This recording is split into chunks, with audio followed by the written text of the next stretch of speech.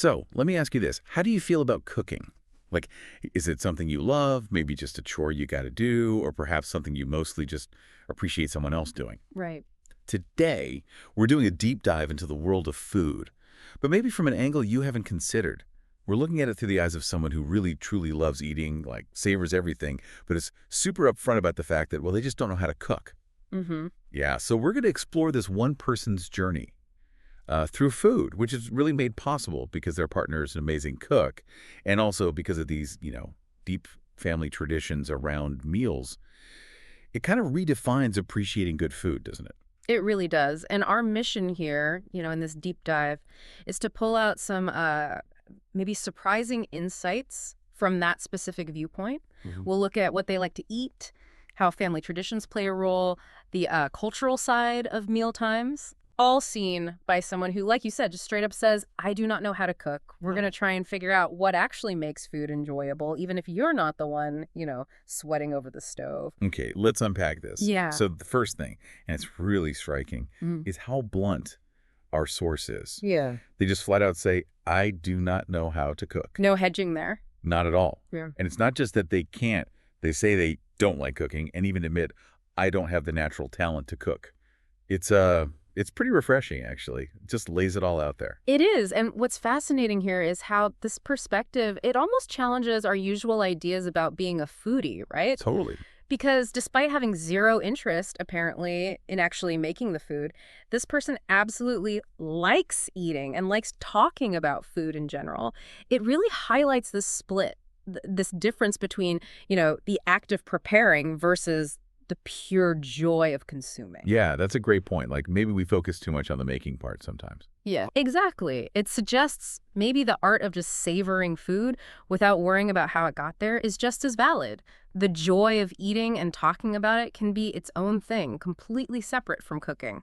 Okay, so if they don't cook and don't want to cook, how do they end up, eating so well? Okay. Which seems to be the case. Well, that brings us right to the central dynamic here. The speaker says they're incredibly lucky because their wife cooks very well. Okay. And they use that phrase again. She has a natural talent for cooking. Right, the natural talent. Yeah. Right. And the direct result, the speaker just says, quite simply, that means that I eat well. Huh, must be nice. Right. So this whole setup, it lets the speaker just fully lean into the eating part. No burden of prep work. It's almost like because they don't have that pressure, their appreciation for the food itself gets, amplified. That makes sense. They could just focus on the taste, the enjoyment. Exactly. Pure, unadulterated appreciation without thinking about the chopping or the stirring or the cleanup. Okay, so the dynamic is set. Wife cooks, speaker eats, and appreciates. What kind of food are we actually talking about here? Let's get into the specifics. Right, the menu. Yeah, what's on the menu? First up, it seems, is Mexican food. The source says since she is Mexican, she likes cooking Mexican food. Makes sense. Mm-hmm. And the star, tacos. Big surprise, Grant. But he says they're delicious and notes there are many types of tacos, so my wife can cook different tacos each time. So it's not just like ground beef tacos every Tuesday. Sounds like a proper rotation. Right. Definitely. And he even admits, kind of sheepishly, that he tried cooking tacos once himself. Oh, really? How'd that go? Not well, apparently. He specifies tacos lengua tongue tacos. Ambitious. Very. But he says, I didn't cook them very well, and adds, maybe unnecessarily, that his wife cooks much better. Ah, okay. Sticking to eating was a good call then. Seems like it. Yeah. It really cements his non-cook status, Especially admitting defeat on tongue tacos. Yeah, absolutely. Oh, and yeah. it's not just tacos from the Mexican repertoire, right? He mentions chilaquiles. Oh, yeah. His favorite breakfast in the world, he calls it. Right. He describes it, the tortilla chips, the salsa, cheese, cream. And eggs on top. Can't forget the eggs. Can't forget the eggs. He specifically mentions preferring eggs on top. It sounds incredible, honestly. And it shows his appreciation isn't just for dinner, but the whole range of meals, especially those connected to his wife's background. Okay, so from Mexico, the culinary journey takes a turn towards Italy. Pasta. Pasta. But not just any pasta, handmade pasta. He makes a point of saying she doesn't buy the pasta in the box. Oh, wow. Dedication. Right. She makes the noodles by hand. And he raves about it, saying they taste so good and that, well, when you make pasta by hand, it tastes better. Can't argue with that. Fresh pasta is something else. Definitely. And his absolute favorite, ravioli. He goes so far as to declare ravioli the perfect food. Bold claim, but I can see it. Little pillows of deliciousness. Exactly. He also just generally says he loves all Italian food Yeah. and mentioned some amazing food trip to Italy he took once. So the passion for Italian is strong. You can really feel that appreciation for the effort, even if he's not making it. The handmade aspect clearly matters to him. For sure.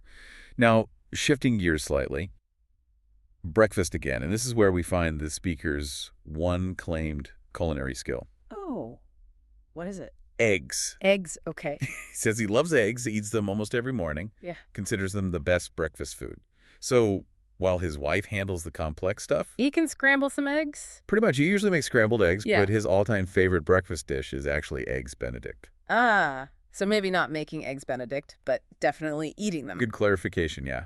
Probably eating them. But hey, he handles the scrambled eggs. That's something. It's a start. And there's another breakfast item, pancakes. Oh. But he eats them in a way he calls a little strange but delicious, Okay, I'm intrigued. with maple syrup and peanut butter. Maple syrup and peanut butter. Together. On pancakes. That's what he says.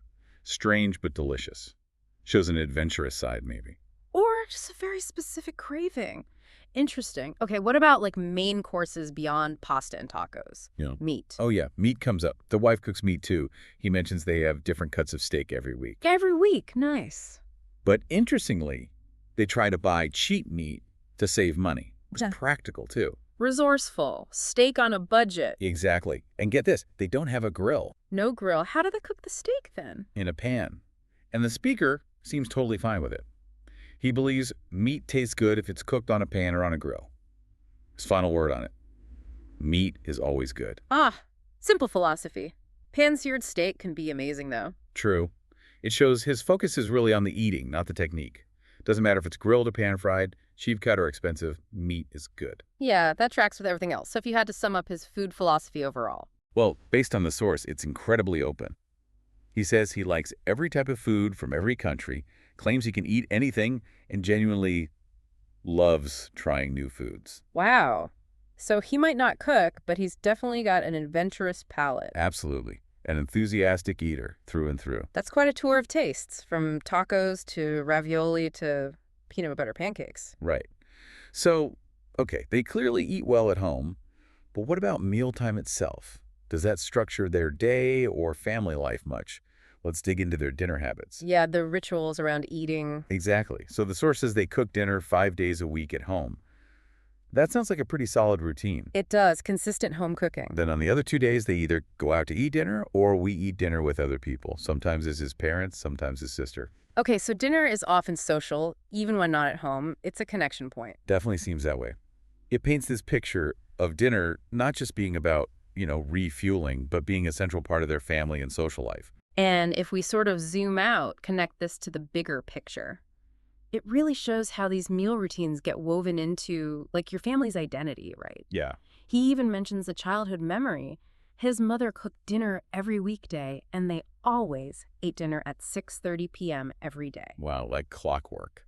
Exactly. And that's not just about the food itself, is it? It's about rhythm, stability, that connection across generations, maybe. It becomes this anchor. That's a really nice way to put it, an anchor. Yeah. And he doesn't just see it as his family thing. He points out that in the U.S., it's common for families to eat dinner together. Right, a cultural norm. Yeah, he describes it as we sit together at the table, we eat, and we talk about our day. And he concludes dinner time is just important in the U.S. Mm. It really emphasizes how culturally significant that shared meal can be. Mm-hmm. Which makes his next point quite interesting, the comparison with other cultures. Right, the timing, Yeah, he notes, in other countries, people eat dinner late, like at 8 p.m. or 9 p.m. which he finds. Too late. Yeah. He clearly prefers dinner earlier, like 5, 6, or 7 p.m. This probably goes back to that childhood 6:30 schedule, right? Probably. It shows how deeply ingrained those timings become, not just habits, but like part of your internal clock and cultural comfort zone. What feels right for dinner time? So really, looking at these dinner habits, it's clear it's about so much more than just food. It's structure, family, culture, connection. Absolutely. A fundamental part of daily life and identity. Okay, so let's kind of bring it all back together. We've talked about the food, the cook, the eater, the meal times. Yeah.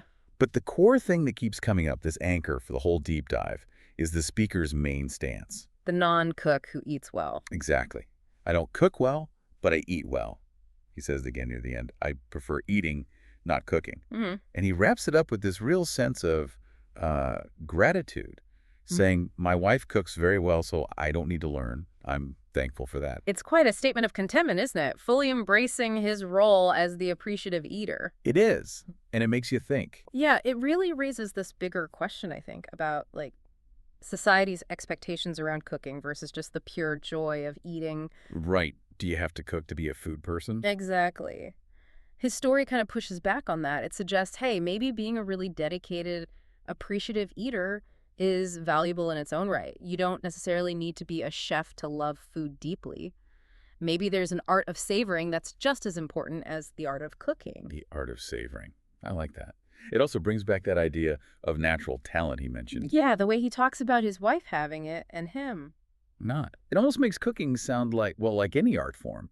Maybe it really does benefit from some innate spark, some passion that not everyone has for creating it. Could be. And maybe for every great cook, there's a great eater out there just waiting to appreciate their work. A culinary match made in heaven. Pretty much. Oh. So I think the main takeaway here, the big picture from this deep dive, is just how complex our relationship with food really is. It's not only about the food on the plate. Definitely not. It's tangled up with shared experiences, family history, cultural habits, the roles we play, like the cook and the eater in this case. This story is just a great reminder that appreciating food comes in many forms. The joy isn't only in making it, sometimes it's purely in the eating, the savoring. Absolutely. What a fascinating journey, really, seeing the world of food through the eyes of someone who loves it so much, but purely from the consumer side. It really shows that passion for food isn't one size fits all. Yeah. Especially, when you've got a talented partner and these strong family traditions backing you up. Couldn't agree more. And maybe that leaves us, and you listening, with a final thought to chew on. Think about your own relationship with food. Okay. What roles do cooking, eating, and just sharing meals play in your life? Mm-hmm. And what does that maybe reveal about where your natural talent lies? Is it in the kitchen, creating, or maybe it's right there at the table, truly savoring the moment, the food, and the company? Something to think about.